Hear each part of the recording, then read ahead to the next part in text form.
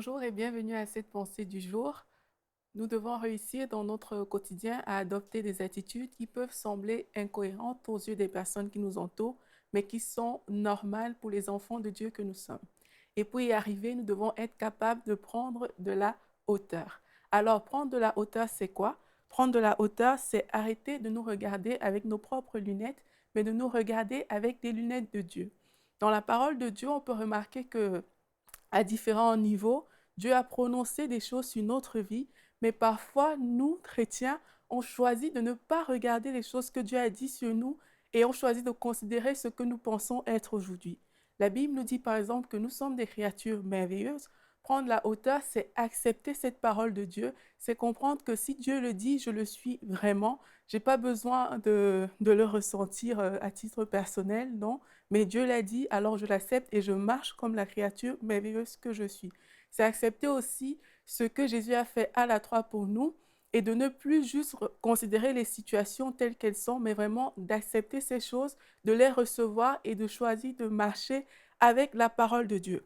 Par exemple, à la croix, on sait que Jésus, de pauvre, de riche qu'il était, il s'est fait pauvre pour que nous soyons enrichis. Prendre de la hauteur, c'est décider d'accepter ça. C'est décider que la pauvreté n'a pas de place dans ma vie parce que Jésus a déjà payé pour tout ce qui concernait ce domaine dans ma vie. C'est accepter aussi que tout ce qui était malédiction autour de moi se transforme en bénédiction. Je ne peux pas, quand je prends de la hauteur, juste regarder à des paroles mauvaises, comme a dit, juste dire, ah, mon oncle, il est sorcier, par exemple, il m'a maudit. Non, Jésus, qui est plus puissant que lui, a accepté, a payé à la croix pour que je sois béni. Donc, prendre de la hauteur, c'est accepter ce que Jésus a fait à la croix et de le considérer pour ma vie. Il y a aussi la guérison, on le sait. La Bible nous dit que par les meurtrissures de Jésus, nous sommes guéris. Prendre de la hauteur, c'est de l'accepter. Et lorsque la maladie va vouloir venir vers nous, on dit, ah non, maladie, tu ne peux pas rentrer ici parce que Jésus, il a déjà payé à la croix pour moi et par ses meurtrissures, je suis guéri. Donc, prendre de la hauteur dans un premier temps, ça peut tout simplement consister à accepter ce que Dieu dit que nous sommes, à accepter ce que Dieu a fait, ce que Jésus a fait à la croix pour nos vies. Prendre de la hauteur aussi, c'est choisir d'agir avec sagesse et de choisir de vivre tout simplement une vie consacrée à Dieu. Quand on est chrétien, c'est normal qu'on prenne du temps de lire la Bible, c'est normal qu'on prenne du temps de méditer la parole, c'est normal qu'on prenne du temps d'honorer le Saint-Esprit. Prendre de la hauteur, c'est ça, c'est vraiment ne pas se limiter à notre quotidien, à tout ce qu'on vit chaque jour, à aller travailler, à faire différentes choses, mais vraiment prendre le temps avec le Seigneur, prendre le temps avec Dieu parce que Dieu, c'est l'autorité suprême de nos vies.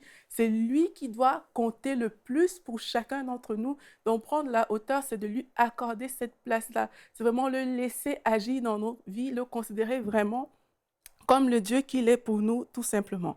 Prendre de la hauteur aussi, ça peut signifier s'élever au-dessus des voies naturelles et penser de manière spirituelle. Vous savez, Satan va toujours essayer de nous ramener sur des choses, sur ce que nos cinq sens peuvent voir, sur nos cinq sens, ce qu'on voit, ce qu'on peut toucher et tout. Mais avec Dieu, il faut choisir vraiment de prendre de la hauteur, de s'élever. C'est ce que Jésus a fait lorsque Satan l'a tenté dans le désert.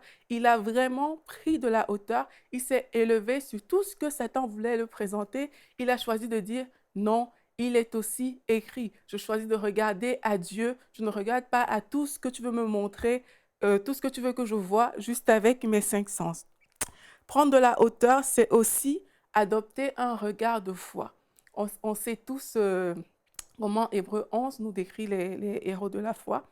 Il se trouve que c'est des personnes qui étaient dans des situations naturelles, qui ont considéré des situations qu'ils ne voyaient pas encore, qui étaient invisibles et qui ont choisi tout simplement de vivre par la foi et ils ont vu ces situations se manifester.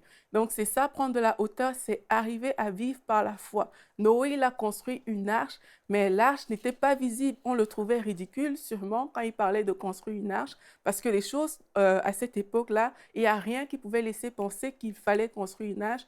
Pareil, même Abraham, il a dû quitter son pays parce que lui, il voyait des choses que tous les autres ne voyaient pas encore. Il a choisi de marcher avec foi.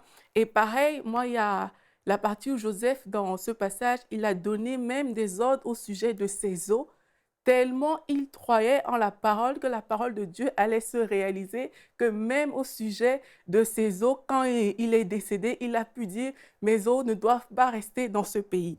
Donc, prendre de la hauteur, c'est aussi ça, c'est vraiment dépasser nos pensées naturelles pour embrasser les pensées de Dieu, pour embrasser les plans que Dieu nous met à cœur et pour les voir se réaliser par la foi.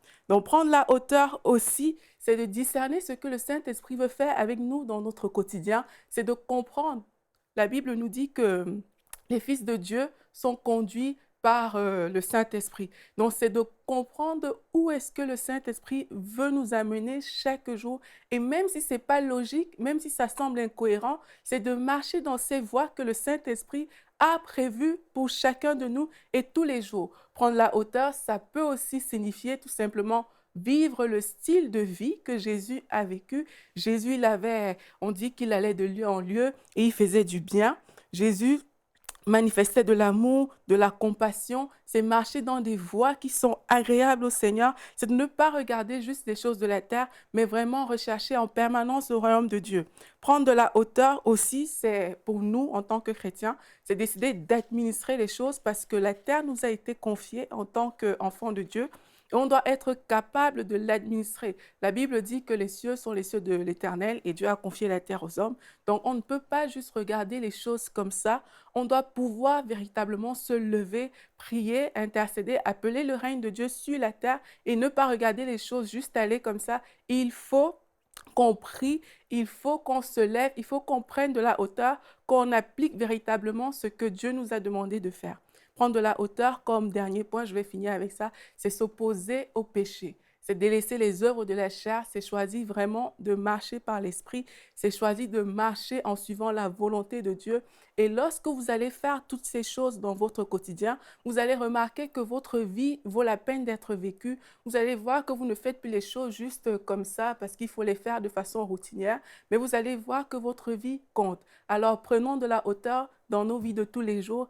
Soyez bénis. Amen. Pour aller plus en profondeur, vous pouvez lire et télécharger la version complète de cette pensée du jour sur le site enseigne-moi.com.